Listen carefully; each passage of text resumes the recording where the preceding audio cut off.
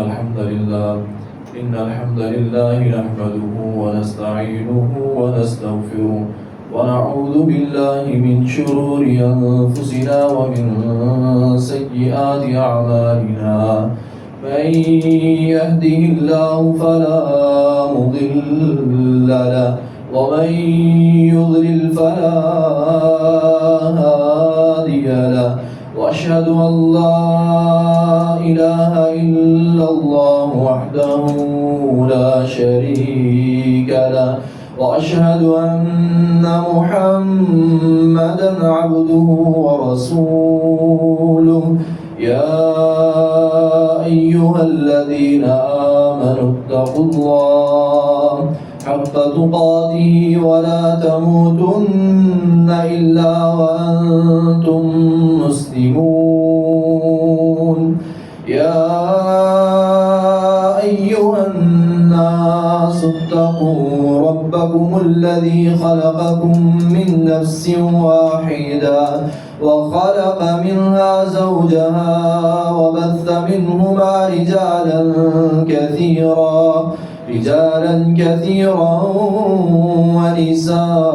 ونساء واتقوا الله الذي تساءلون به والأرحام إن الله كان عليكم رقيبا يا أيها الذين آمنوا اتقوا الله وقولوا قولا سديدا يصلح لكم أعمالكم ويغفر لكم ذنوبكم ومن يطع الله ورسوله فقد فاز فوزا عظيما أما بعد فإن خير الحديث كتاب الله وخير الهدى هدى محمد صلى الله عليه وسلم وشر الأمور محدثاتها وكل محدثة بدعة وكل بدعة ضلالة وكل ضلالة في النار اللهم صل على محمد وعلى آل محمد كما صليت على إبراهيم وعلى آل إبراهيم إنك حميد مجيد اللهم بارك على محمد وعلى آل محمد كما باركت على إبراهيم وعلى آل إبراهيم إنك حميد مجيد أعوذ بالله السميع العليم من الشيطان الرجيم من همزه ونفخه ونفثه بسم الله الرحمن الرحيم هو الذي بعث في الأميين رسولا منهم يتلو عليهم آياته ويزكيهم ويعلمهم الكتاب والحكمة وإن كانوا من قبل لفي ضلال مبين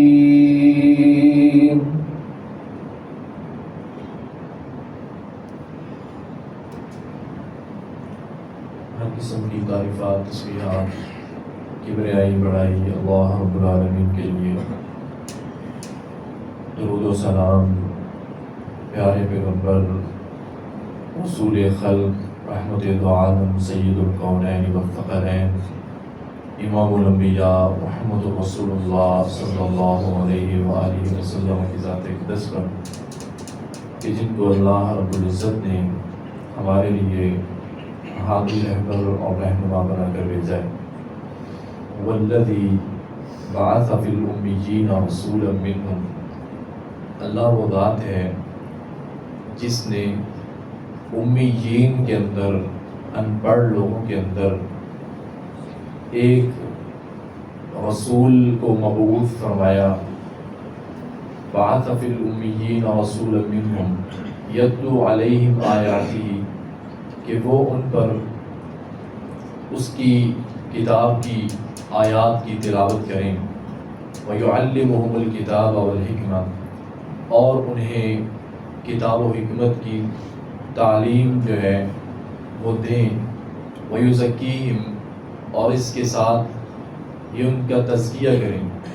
وَإِن كَانُوا مِن قَبْلُ لَفِي ضَلَالٍ مُبِينٍ، اس میں کوئی شک نہیں ہے کہ اس سے پہلے، یعنی ہمارے حبیب سے پہلے، ہماری کتاب قرآن کریم سے پہلے، اس کی تعلیم و تربیت سے پہلے یہ لوگ واضح کھلی گمراہی کے اندر تھے. میرے عزیز بھائیوں، یہ جو ربیع الاول کا مہینہ جا رہا ہے، پوری دنیا کو چھوڑ کر ہمارے پاکستان کے اندر کچھ طبقے اس طرح کے ہوتے ہیں، یعنی مسلمان بعض لوگ جو اپنے آپ کو وہابی یا دیوبندی کہتے ہیں، اور ایک دوسرا طبقہ جو اپنے آپ کو بریلوی حضرات اہل سنت والجماعت کہتے ہیں. ان کے اندر کیا ہوتا ہے کہ کچھ لوگ کہتے ہیں کہ ربیع الاول کا جو مہینہ ہے نبی علیہ السلام کی ولادت و شہادت کا مہینہ ہے، تو اس لیے آپ صلی اللہ علیہ وسلم کی ولادت کا جو جشن ہے وہ اچھے انداز سے سلیقے کے ساتھ اس کو منانا چاہیے، اور خوشی کا ہر گلی محلے کے اندر اظہار کرنا چاہیے. اور دوسرا اور یہ جو منانے والا طبقہ ہے، یہ دوسروں کے بارے میں مذہبی منافرت کے طور پر یہ بات کرتے ہیں کہ جو آمنہ کے لال علیہ السلام کی خوشی نہیں مناتا اس کو ابلیس سے منسوب کرتے ہیں. اور یہ تو ایک چھوٹا سا جملہ ہے، اور خاص طور پر اس سال کے اندر وہ لوگ اس طرح کے جملے کس رہے ہیں کہ جن کو قرآن و سنت کا علم ہی نہیں، اور اس طرح کے جملے کہ اگر انسان سن لے تو انسان یہ کہتا ہے کہ یہ مسلمان ہے. تو یہ کیوں ہے؟ یہ نبی علیہ السلام کی محبت میں یہ سارا کچھ کر رہے ہیں، اور وجہ پیچھے کیا ہے کہ علم کا نہ ہونا، قرآن و سنت کی تعلیم کا نہ ہونا. اب جن لوگوں کو مسلمانوں کا ایک گروہ، ایک طبقہ کہتا ہے کہ یہ خوشی نہیں منا رہے ہیں، یہ جشن نہیں منا رہے ہیں، ان کو نعوذ باللہ شیطان کے ساتھ منسوب کرتے ہیں. اب جو نہیں منا رہے وہ کیوں نہیں کر رہے؟ کیا ان کو نبی علیہ السلام سے محبت نہیں ہے، یا وہ مسلمان نہیں ہے، یا وہ نماز روزے کے حج زکوٰۃ یا کسی اسلام کے رکن کے قائل نہیں ہیں؟ وہ کہتے ہیں کہ ہم نبی علیہ السلام کی محبت کے اندر یہ عمل نہیں کرتے، وہ کہتے ہیں ہم نبی علیہ السلام کی محبت میں یہ عمل کرتے ہیں. تو میرے عزیز بھائیوں، فرق کس چیز کا ہے؟ ہمیشہ اللہ تعالیٰ نے قرآن کریم میں فرمایا ہے کہ جدھر اختلاف نظر آتا ہے اس کا حل یہ ہے کہ اللہ کی کتاب کی طرف رجوع کیا جائے، قرآن کی طرف دیکھا جائے. اور میرے عزیز بھائیوں، آج کے خطبے کا جو مختصر سا موضوع ہے وہ یہ ہے کہ اللہ رب العالمین نے اپنے پیارے حبیب صلی اللہ علیہ وسلم کو اس دنیا میں مبعوث فرمایا ہے، تو آپ کی بعثت کے مقاصد کیا تھے؟ اگر مجھے اور آپ کو نبی علیہ السلام سے سچی محبت ہے تو کیا آپ بعثت کے مقاصد بتا سکتے ہیں؟ نبی کریم صلی اللہ علیہ وسلم کو کون سا منہج دے کر، نظریہ دے کر، ویژن دے کر، کیا دے کر اللہ تعالیٰ نے اس دنیا کے اندر بھیجا تھا؟ ہمارے نبی ہیں، پیارے نبی ہیں، ہم ان سے محبت کرنے والے ہیں، جانیں قربان کرنے والے ہیں، فدا ہونے والے ہیں، ماں باپ کو، اہل و عیال کو قربان کرنے والے ہیں. اور یہ کیسی محبت ہے کہ ہمیں نبی علیہ السلام کی سیرت سے آگاہی نہ ہو، آپ کے منہج سے آگاہی نہ ہو. جو آپ نظریہ لے کر آئے، جو عقیدہ لے کر آئے، جو صحابہ کرام کو دیا، ہمیں اس کا پتہ ہی نہ ہو، تو یہ محبت کیسی محبت ہے؟ تو میرے عزیز بھائیوں، نبی صلی اللہ علیہ وسلم کے بعثت کے مقاصد کو پہچاننا اور ان پر عمل کرنا، اصل میں یہ نبی علیہ السلام سے محبت کی دلیل ہے. اللہ تعالیٰ نے قرآن کریم کی چند آیات ہیں کہ اپنے پیارے حبیب صلی اللہ علیہ وسلم کو اس دنیا کے اندر نبی اور رسول بنا کر کیوں بھیجا، اور آپ صلی اللہ علیہ وسلم کی نبوت اور رسالت کو کیوں چنا تھا، کیونکہ حدیث پاک میں آتا ہے نبی علیہ السلام نے فرمایا اللہ تعالیٰ نے ساری مخلوقات کے دلوں کی طرف جھانکا، دیکھا سب سے زیادہ خوبصورت اچھا پیارا دل جو تھا وہ محمد رسول اللہ صلی اللہ علیہ وسلم کا تھا، اس لیے آپ کو اللہ تعالیٰ نے اپنی نبوت اور رسالت کے لیے چن لیا اور نبوت اور رسالت کا جو ہے وہ تاج پہنا دیا، باب بند کر دیا کہ آپ کے بعد کوئی نبی آنے والا نہیں، پھر آپ کو مقاصد دے کر اس دنیا کے اندر بھیجا۔ اور میرے عزیز بھائیوں، سب سے پہلا مقصد جو تھا نبی علیہ السلام کی بعثت کا وہ کیا تھا؟ وَلَقَدْ بَعَثْنَا فِي كُلِّ أُمَّةٍ رَسُولًا أَنِ اعْبُدُوا اللَّهَ وَاجْتَنِبُوا الطَّاغُوتَ۔ اللہ تعالیٰ فرماتے ہیں ہم نے ہر قوم کے اندر ہم نے اپنا نبی بھیجا ہے، اپنے رسول کو مبعوث کیا ہے، کس لیے؟ أَنِ اعْبُدُوا اللَّهَ، اللہ کی عبادت کرو۔ اگر اللہ کی عبادت نہیں ہے تو نہ یہ اللہ کو مانتا ہے نہ اس کے رسول کو مانتا ہے۔ اور دوسری بات کیا کہی؟ وَاجْتَنِبُوا الطَّاغُوتَ، طاغوت سے دور رہنا ہے۔ طاغوت کیا ہے؟ کُلُّ مَا عُبِدَ مِن غَيْرِ اللَّهِ، اللہ کے سوا جس کی بھی عبادت ہوتی ہے، اللہ کی عبادت کو چھوڑ کر اس کی نافرمانی کو اختیار کر کے اس کے بندوں کی وجہ سے اختیار کر لینا، یہ طاغوت ہے۔ وَاجْتَنِبُوا الطَّاغُوتَ، اللہ تعالیٰ نے انبیاء علیہ السلام کو دنیا میں اس لیے بھیجا ہے، ایک طرف اللہ کا حکم ہے، بندہ آگے سے کہہ دیتا ہے نہیں میرے گھر والے نہیں مانتے، ادھر اللہ کا حکم ہے وہ کہتا ہے میرے بچوں کا مسئلہ ہے، ادھر اللہ کا حکم ہے کہتا ہے میری گھر والی کو منظور نہیں ہے، اللہ کا حکم ہے ماں باپ پسند ہی نہیں کرتے، اللہ کا حکم ہے لوگ کیا کہیں گے، یہ طاغوت ہوتا ہے۔ ایک طرف اللہ کا حکم ہے، اللہ کی عبادت کی بندگی کی باری ہے، اور دوسری طرف بندہ اپنے اہل و عیال کو، خاندان کو، قوم قبیلے ملک کو سامنے رکھ دے، یہ طاغوت ہے۔ یہ اللہ کو چھوڑ کر اس کی عبادت کر رہا ہے، عبادت تو اس کی کرنی چاہیے تھی۔ اللہ تعالیٰ نے قرآن کریم کی ایک اور آیت میں فرمایا وَمَا أَرْسَلْنَا مِن قَبْلِكَ مِن رَّسُولٍ إِلَّا نُوحِي إِلَيْهِ أَنَّهُ لَا إِلَٰهَ إِلَّا أَنَا فَاعْبُدُونِ۔ اللہ فرماتے ہیں آپ سے پہلے ہم نے جتنے بھی انبیاء رسول بھیجے ان کی طرف ہم نے وحی کی ہے، کیا وحی کی ہے؟ انہ لا الہ الا انا فاعبدون، کہ اللہ کے سوا کوئی عبادت کے لائق نہیں ہے، عبادت صرف اس کی کرنی ہے۔ یہ نبوت اور رسالت کا سب سے پہلا مقصد تھا۔ ہوا کیا تھا؟ ایک صحابی آئے، رسول اللہ صلی اللہ علیہ وسلم مسجد کے اندر تشریف فرمائے، آ کر صحابی کیا کہتے ہیں، محبت کا عالم اور لیول یہ تھا، صحابی کہتے ہیں یا رسول اللہ میرا دل کرتا ہے میں آپ کو سجدہ کروں، یا رسول اللہ میرا دل کیا کرتا ہے میں آپ کو سجدہ کروں۔ تو نبی علیہ السلام نے کیا فرمایا؟ اللہ کے سوا کسی اور کے لیے سجدہ حلال اور جائز نہیں ہے، اگر ہوتا تو میں عورت کو حکم دیتا وہ اپنے خاوند کو کرتی۔ محمد رسول اللہ صلی اللہ علیہ وسلم سے کوئی افضل تھا اس کائنات کے اندر؟ حرم مدنی اور حرم مکی سے جگہ زیادہ افضل کون سی ہے؟ 3-4 ہی جگہیں، مسجد نبوی ہے، حرم مدنی ہے، ایک نماز کا ثواب 1000 کے برابر ہے، اور انبیاء رسول کے امام تشریف فرما ہے جن سے افضل کوئی نہیں ہے، اور صحابی ہے جس کا مقابلہ کائنات کے اندر کوئی کر ہی نہیں سکتا، وہ آ کر کہہ رہا ہے میں آپ کو سجدہ کرنا چاہ رہا ہوں۔ تو رسول اللہ صلی اللہ علیہ وسلم نے کیا فرمایا؟ مجھے سجدہ جائز، کسی مرید کو اس کے پیر کے لیے سجدہ حلال ہے۔ یہ مسلمان، آج کا مسلمان قبر کے آگے جا کے ماتھے ٹیکے، یہ جائز ہے؟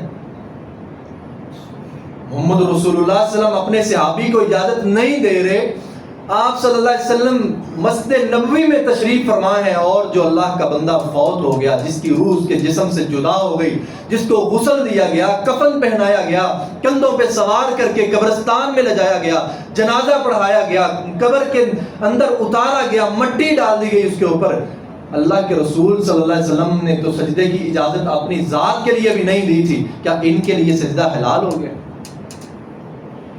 یہ نبوت اور رسالت کے مقاصد تھے کہ بندوں کو یہ تو پتہ چلے عبادت کرنی کس کی ہے ہر جگہ پر جا کر۔ اور ہماری حالت اس قدر ابتر ہو چکی ہے، اس معاشرے کے جو لوگ اپنے آپ کو عالم دین کہتے ہیں وہ اپنے سے بڑے عالم کو جا کر اس کے سامنے سر جھکاتے ہیں، جا کر اس طرح اس کے قدموں کے اوپر ہاتھ لگاتے ہیں۔ نبی صلی اللہ علیہ وسلم نے فرمایا مسلمان کے لیے جائز نہیں ہے دوسرے مسلمان کے ساتھ سلام کر رہا ہے تو اپنے سر کو جھکائے۔ کرتے ہیں یا نہیں اس طرح؟ ہم سمجھتے ہیں اس کا سٹیٹس تھوڑا سا بڑا ہے، چلو جی ساتھ ہی اپنا سر نیچے کر کے جھک کر اسے سلام لے.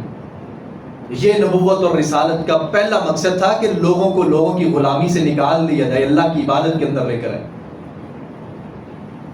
اور اسی طرح میرے عزیز بھائیوں، نبوت اور رسالت کا دوسرا مقصد اللہ تعالیٰ فرماتے ہیں وَإِن كَانُوا مِن قَبْلُ لَفِي ضَلَالٍ مُبِينٍ. وَيُعَلِّمُهُمُ الْكِتَابَ. نبوت اور رسالت کا دوسرا بڑا مقصد یہ تھا کہ لوگوں کو اللہ کی آیات کی تعلیم دلائی جائے. جس کے پاس قرآن کا علم نہیں ہے نا، اللہ تعالیٰ فرماتے ہیں وَإِن كَانُوا مِن قَبْلُ لَفِي ضَلَالٍ مُبِينٍ، وہ واضح اور کھلی گمراہی کے اندر. یہ نہ سمجھے میں پڑھا لکھا ہوں، میں دانشور ہوں، میں سمجھدار ہوں، عقل مند ہوں. اولو الالباب کے اندر یہ بندہ نہیں ہے، بصیرت والوں میں سے یہ ہو ہی نہیں سکتا. اس کے پاس قرآن کی تعلیم نہیں ہے. انبیاء کی بعثت کا مقصد یہ تھا کہ لوگوں کو قرآن کی تعلیم سے روشناس کروایا جائے. میں کہتا ہوں نا مجھے محبت ہے، مجھے قرآن کتنا یاد ہے، کتنا میں قرآن پڑھتا ہوں، کتنا میرا قرآن کے اوپر عمل ہے. مجھے تو سادہ اوپر سے دیکھ کے پڑھنا نہیں آتا، اور میں کہتا ہوں مجھے نبی علیہ السلام سے محبت ہے. اور اللہ فرمائے کہ ہم نے اپنے حبیب کو بھیجا اس لیے ہے تاکہ تمہارا تعلق میری کتاب کے ساتھ جو اللہ کا کلام مبارک ہے اس کے ساتھ مضبوط ہو جائے. میرے عزیز بھائیوں، یہ نبوت اور رسالت کے مقاصد تھے، ایک ایک کر کے ہم نے اس چیز کو ضائع کر دیا. اسی طرح اللہ تعالیٰ قرآن کریم کی اسی آیت کے اندر فرماتے ہیں وَيُعَلِّمُهُمُ الْكِتَابَ وَالْحِكْمَةَ.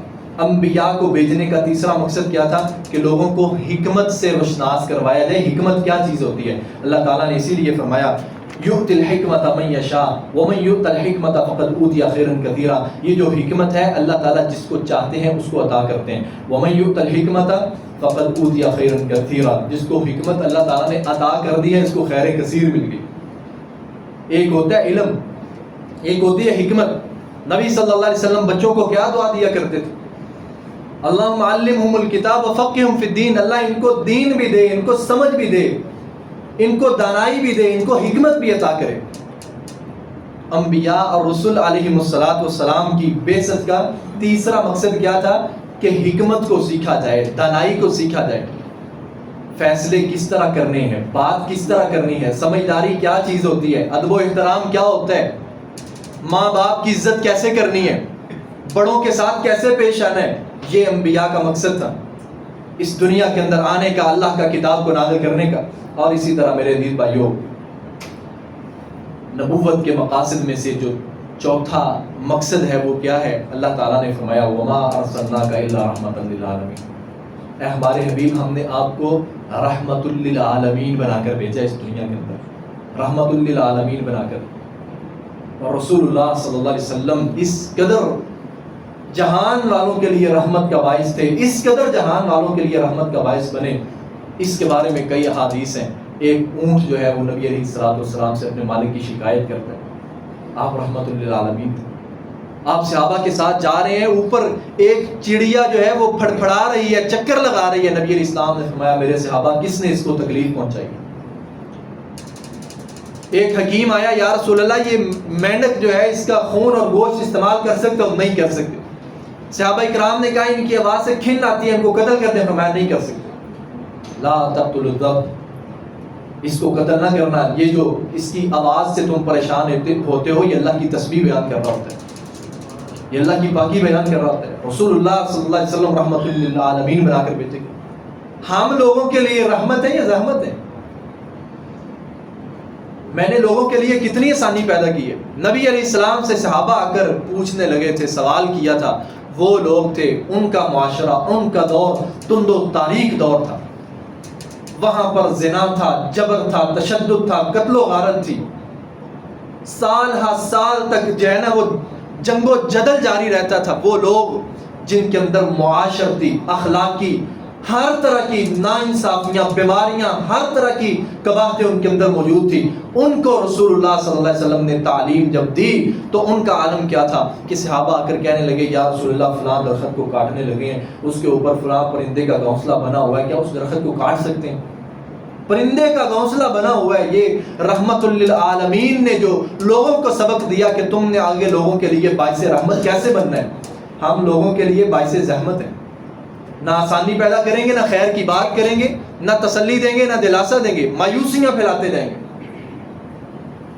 یہ تھے نبوت اور رسالت کے مقاصد. انسان اپنی اصلاح کرے، انسان باعث رحمت ہو، انسان کے پاس قرآن کی تعلیم ہو، انسان کے دل کے اندر اللہ کی کتاب محفوظ ہونی چاہیے. یہ رسول اللہ صلی اللہ علیہ وسلم کی بعثت کے مقاصد جو اللہ تعالیٰ نے بیان کیے تھے. اسی طرح اللہ تعالیٰ نے فرمایا نبوت اور رسالت کے مقاصد میں سے ایک یہ ہے کہ ہم نے آپ صلی اللہ علیہ وسلم کو تبشیر اور انذار بنا کر بھیجا ہے. تبشیر اور انذار کیا ہے؟ آپ خوشخبری دیتے ہیں ان لوگوں کو جو آپ کی اطاعت کرتے ہیں، اور آپ ڈراتے ہیں ان لوگوں کو جو اپنی خواہشات کی پیروی کرتے ہیں. نبوت اور رسالت کا ایک مقصد یہ تھا کہ لوگوں کو اللہ کے دین کی دعوت دی جائے، لوگوں کو ڈرایا بھی جائے، لوگوں کو خوشخبریاں بھی سنائی جائیں. مگر آج کل انسان اپنی خواہشات کے پیچھے چلا ہوا ہے. میرے محترم بھائیوں، میں آپ کتنی دین کی دعوت دیتے ہیں؟ نبی علیہ السلام نے فرمایا کہ آپ کو ایک حدیث کا علم ہے اس کو آگے پہنچا دیں. ہمارے پاس کتنی حدیث کا علم ہے مگر ہمیں پہنچاتے ہوئے شرم آتی ہے، جھجک آتی ہے. اذان دے دو جھجک آتی ہے، شرم آتی ہے. اقامت کہہ دو شرم آتی ہے. نماز پڑھا دو شرم آتی ہے. کوئی دعا سنا دو، کوئی سورت سنا دو، شرم آتی ہے. اسلام کے بارے میں ساری شرم اکٹھی ہو گئی ہے. ویسے جناب مجلس کے اندر بات کرتے ہوئے زبان نہیں رکتی ہے. یہ کیسی محبت رسول علیہ السلام ہے کہ ایک ایک چیز جو ہے وہ انسان کے سینے سے جدا ہو رہی ہے، آنکھوں سے دور ہو رہی ہے. میرے عزیز بھائیوں، اسی طرح نبوت اور رسالت کے مقاصد میں سے اللہ تعالیٰ قرآن کریم میں کیا فرماتے ہیں؟ قل یا ایھا الناس انما انا لکم نذیر مبین. یاد رکھو اللہ تعالیٰ نے فرمایا ہمارے حبیب آپ ان کو بتائیں کہ لوگوں میں تمہارے لیے واضح ڈرانے والا ہوں. اور آگے کیا فرمایا؟ فالذین آمنوا وعملوا الصالحات، وہ لوگ جو ایمان لے کر آئے اور انہوں نے نیک اعمال اختیار کیے. لہم مغفرۃ ورزق کریم، ان کے لیے بخشش بھی ہے اور عزت کی روزی بھی ہے. والذین سعوا فی آیاتنا معاجزین اولئک اصحاب الجحیم، اور وہ لوگ جنہوں نے ہماری آیات کے اندر کوشش کی ہے معاجزین، اس حال میں کہ وہ نیچا دکھانے والے ہیں. آج کل بندہ سمجھتا نہیں ہے کہ میری اسلام کی میرے نزدیک کو ویلیو ہی نہیں. اللہ کی حدوں کو ایک بندہ پامال کر رہا ہے اور اس کے کان تک جوں نہیں رینگتی ہے،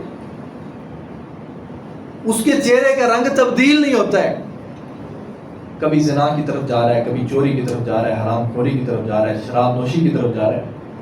والذین سعوا فی آیاتنا معاجزین، اسلام کی اس کی نظروں میں ویلیو ہی نہیں ہے، اس کے دل دماغ کے اندر اس کا احترام ہی نہیں ہے. اس نے نبوت اور رسالت کے مقاصد کو چھوڑ دیا ہوا ہے.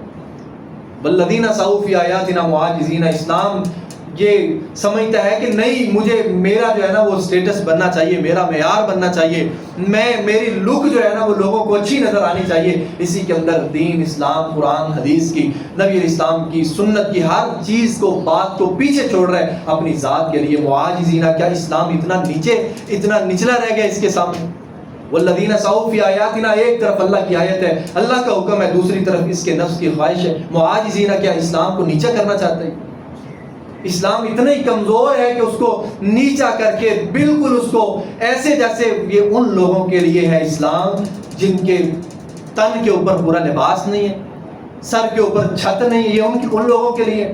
والذین سعوا فی آیاتنا معاجزین، آج کل دیکھتے نہیں جن کے پاس 4 پیسے آتے ہیں سب سے پہلے ان کے لباس بدل جاتے ہیں، انداز بدل جاتے ہیں، طور طریقے بدل جاتے ہیں، رسم و رواج جناب ہر طرح کی چیزیں ان کی خوشیوں میں غمیوں میں داخل ہو جاتی ہیں. اسلام کا درس لو، وَإِذَا قِيلَ لَهُ اتَّقِ اللَّهَ أَخَذَتْهُ الْعِزَّةُ بِالْإِثْمِ، اسلام کی بات کرو تو وہ آگے سے اپنی عزت اور بےزتی کا معاملہ بنا لیتے ہیں. اس نے نبوت اور رسالت کے مقاصد کو کیسے جانا ہے؟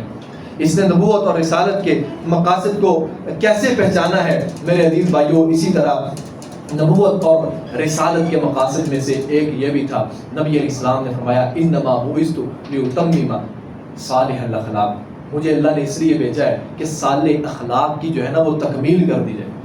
ہمارے اندر دیکھ لیں، ہم محبت کا دعویٰ کرتے ہیں اور اس طرح کی یعنی جھوٹ بولنا، گالیاں دینا، بددیانتی کرنا، خیانت کرنا، غیبتیں کرنا، چغلیاں کرنا، سب سے آگے ہیں. یہ نبوت اور رسالت کے مقاصد تھے جن کو ہم نے چھوڑ دیا. اور یہ وہ چیزیں ہیں، جتنی خرافات ہیں، جتنی اس طرح کے جو برے اعمال ہیں، ایک ایک کر کے سارے اختیار کیے ہوئے. اور نبی علیہ السلام فرماتے ہیں کہ انما بعثت، میری بعثت کے مقاصد میں سے ایک یہ ہے لأتمم صالح الاخلاق، اچھے اخلاق کی تکمیل کر دی جائے. جب بھی بات کریں گے آنکھیں اٹھا کے بات کریں گے، گالیاں دے کر بات کریں گے۔ مسلمان کے لیے کیسے لائق ہے کہ وہ اپنے بھائی کو بلائے اور گالی دے؟ جب بھی وہ بات کرے نہ ماں کا تقدس ہو، نہ بہن کا، نہ بیٹی کا۔ کیا یہ چیزیں اسلام کا حصہ نہیں ہے؟ ویسے تو مجھے نبی علیہ الصلوۃ والسلام سے بڑی محبت ہے۔ آپ نے کیا فرمایا تھا؟ لا یؤمن احدکم حتی اکون احب الیہ من والدہ وولدہ والناس اجمعین۔ ایک اصول ہے، ایک قانون ہے، ایک فارمولہ ہے، اس کو یاد رکھنا ہے۔ فرمایا وہ بندہ ایمان والا ہو ہی نہیں سکتا جو ساری دنیا سے بڑھ کر محبت میرے ساتھ نہیں کرتا ہے۔ اور ہم جو سمجھتے ہیں نا صدقے واری جائیں اور زبانی کلامی قربان فدا، یہ محبتیں اللہ کے ہاں قابل قبول نہیں ہیں۔ صحابہ کرام نے اپنا لہو پیش کر کے محبت کا ثبوت دیا ہے۔ ہم تو صرف نماز سے عاجز آ چکے ہیں نا، ہم تو چھوٹے چھوٹے اعمال سے جو ہے نا وہ عاجز آ جاتے ہیں، اختیار نہیں کر سکتے۔ اسد بن زرارہ رضی اللہ تعالیٰ عنہ 14 سال کی عمر کا یہ بچہ ہے، مکہ کے اندر جب نبی علیہ الصلوۃ والسلام مدینہ سے آنے والوں کے لیے، جب مدینہ سے آنے والے لوگوں کے ساتھ آپ نے اپنا ہاتھ مبارک آگے کیا کہ کرو بیعت، یا تم چوری نہیں کرو گے، تم اللہ کے ساتھ شرک نہیں کرو گے، تم زنا نہیں کرو گے، اور اپنی اولاد سے بڑھ کر تم میرا دفاع کرو گے۔ جب یہ بات کہی تھی تو 14 سال کی عمر کا بچہ کھڑا ہوا تھا، اس نے ایک بات کہی تھی کہ اگر تم نے ان کی بیعت کرنی ہے، دین کو قبول کرنا ہے، کلمہ ان کا پڑھنا ہے، تو یاد رکھنا پورے عرب کے ساتھ تم کو لڑنا پڑے گا، پورے عرب کے ساتھ تم کو لڑنا پڑے گا۔ پھر جب ان لوگوں نے بیعت کی ہے، ہر چیز ان کی گئی ہے نہیں گئی؟ سرداریاں چلی گئی، ان کے کھانے پینے چلے گئے، ان کی آسائشیں چلی گئی، ان کی سہولتیں چلی گئی۔ میرا کیسا عشق ہے، میری کیسی محبت ہے، نہ میری نظر میں فرق آئے، نہ میری سوچ کے اندر فرق آئے، نہ میری طبیعت بدلے، نہ میرا اخلاق بدلے، نہ میرے انداز بدلے، نہ میں قرآن پہ عمل کروں، نہ میں حدیث کو سینے سے لگاؤں، نہ ہماری حالت تو یہ ہے۔ ہم کہتے ہیں نا محبت ہے، کتنے لوگ بیٹھے ہوئے ہیں، اگر ہر ایک سے پوچھ لیا جائے نا غسل کا طریقہ یاد ہے؟ پتہ ہی نہیں۔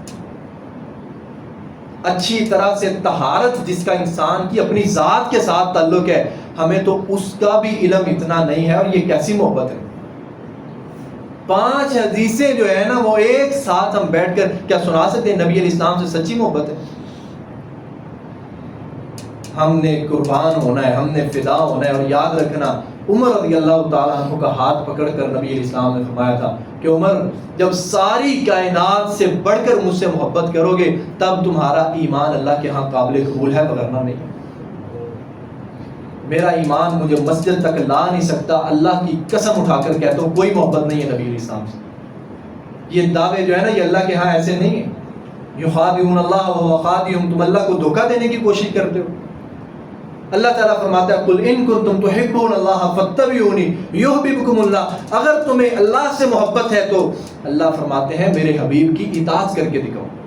اور آمنہ کے لال کی اطاعت یہ ہے، جلسے جلوس کے لیے تو میں تیار ہوں، 5 وقت اللہ کے سامنے سر جھکانے کے لیے تیار نہیں ہوں، یہ میری اطاعت کا عالم ہے۔ نبی علیہ السلام فرمائے جو بے نماز ہے میرا دل کرتا ہے اس کے گھر کو آگ لگا کر جلا دوں، اور میں کہتا ہوں مجھے نبی علیہ السلام سے سچی محبت ہے۔ اللہ تعالیٰ نے انبیاء علیہ السلام کو کس لیے بھیجا؟ والذی بعث فی الامیین رسولا منہم، اللہ تعالیٰ نے انبیاء علیہ السلام کو کس لیے بھیجا؟ وَيَضَعُ عَنْهُمْ إِصْرَهُمْ وَالْأَغْلَالَ الَّتِي كَانَتْ عَلَيْهِمْ، اللہ تعالیٰ نے اس لیے بھیجا یہ جو طوق انہوں نے اپنے گلے کے اندر ڈالا ہوا ہے، کس چیز کا طوق؟ میرے اوپر قرض چڑھ گیا ہے، کیوں؟ 400 براتیے بلا لیے تھے، میرے اوپر قرض چڑھا ہوا ہے، کس چیز کا؟ برات پڑی تھی، تیل تھا، میل تھا، مہندی تھی، گانا تھا، دودھ پلائی تھی، فلاں تھا، اس کے کپڑے، یہ اللہ کا حکم تھا، یہ اس کے رسول کا حکم تھا۔ رسول اللہ صلی اللہ علیہ وسلم نے آخری خطبہ جب دیا حجۃ الوداع تو آپ نے فرمایا لوگوں جتنے جاہلیت کے طور طریقے رسم و رواج ہیں آج کے دن میں محمد صلی اللہ علیہ وسلم کے دونوں قدموں کے تلے ہیں، میں نے ان کو رون دیا ہے۔ جو میری اطاعت کرنے والا، اللہ کی بندگی کرنے والا ہے، وہ آج کے بعد سچا مسلمان جو ہے وہ بدعات کے اندر، خرافات کے اندر، رسم و رواج کا پجاری نہیں بنے گا۔ ہمارے ہر چیز کے اندر رسم و رواج ہے، ہر چیز کے اندر رسم و رواج ہے۔ تو میرے عزیز بھائیو، اللہ تعالیٰ فرماتے ہیں وَيَضَعُ عَنْهُمْ إِصْرَهُمْ، یہ انبیاء کو بھیجنے کا مقصد یہ تھا کہ یہ جو توق تم نے اپنے گلوں میں غلامیوں کے ڈالے ہوئے ہیں ان کو اتار دیا جائے. انبیاء کو بھیجنے کا مقصد یہ تھا ان اريد الا الاصلاح، اصلاح کی بات کی جائے. ہر جگہ پر بیٹھ کر جھوٹ، نفرت کی باتیں، بد عقیدتی کی باتیں، مسلمانوں کو لڑانے کی باتیں، جھگڑانے کی باتیں، ہر جگہ پر بیٹھ کر ہمارا یہی رول ہوتا ہے، یہی کردار ہوتا ہے، یہی حصہ ہوتا ہے، نفرتیں پھیلا رہے ہوتے ہیں. فرمایا انبیاء کی بعثت کا مقصد یہ تھا ان اريد الا الاصلاح ما استطعت. اللہ تعالیٰ نے حکم کیا دیا، انسان جتنی تیرے اندر طاقت ہے تو اتنی اصلاح کی کوشش کر. جتنی انسان کے جسم کے اندر طاقت ہے، کیا ہم نے کبھی اتنی اصلاح کے بارے میں سوچا ہے؟ ٹھیک ہے نہیں بات کرتا تو نہ صحیح، ٹھیک ہے اس نے ایسے کر دیا تو نہ صحیح. یہ اصلاح ہے. اللہ تعالیٰ فرماتے ہیں وَلَا تُطِيعُوا أَمْرَ الْمُسْرِفِينَ الَّذِينَ يُفْسِدُونَ فِي الْأَرْضِ. جو لوگ زمین میں فساد پھیلاتے ہیں ان کے پیچھے نہ چلا کرو. فسادیوں کے ٹولے بنے ہوئے، فخر کے ساتھ ان کے ساتھ چلا جا رہا ہے. اللہ تعالیٰ فرماتے ہیں ان کے پیچھے نہ چلا کرو. اور میرے محترم بھائیو آخری بات ہے، انبیاء کی بعثت کا مقصد یہ تھا کہ لوگوں کے دلوں کے اندر تقویٰ آئے، تزکیہ نفس ہو جائے. اذ قال لهم نوح الا تتقون. نوح علیہ السلام کہتے تھے کیا تمہارے اندر تقویٰ کیوں نہیں آتا؟ اذ قال لهم هود اخوهم هود الا تتقون اذ قال لهم اخوهم لوط الا تتقون. انبیاء کی دعوت یہ تھی تمہارے سینے کے اندر اللہ کا خوف ہونا چاہیے، دل کے اندر اللہ کا خوف، اللہ کا ڈر، اللہ کا تقویٰ آنا چاہیے. یہ انبیاء کی بعثت کا مقصد تھا.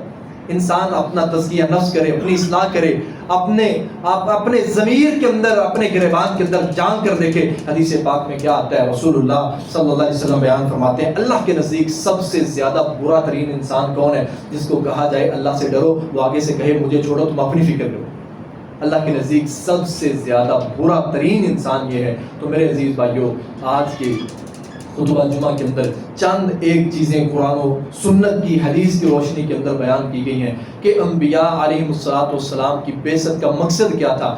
اپنا تزکیہ کیا جائے، دل دماغ میں اللہ کا جو ہے نا وہ تقویٰ ہونا چاہیے، اللہ کی عبادت ہونی چاہیے، غیر اللہ کی عبادت نہیں ہونی چاہیے. اللہ تعالیٰ سے دعا ہے اللہ تعالیٰ سمجھ کر عمل کرنے کی توفیق عطا فرمائے. وآخر دعوانا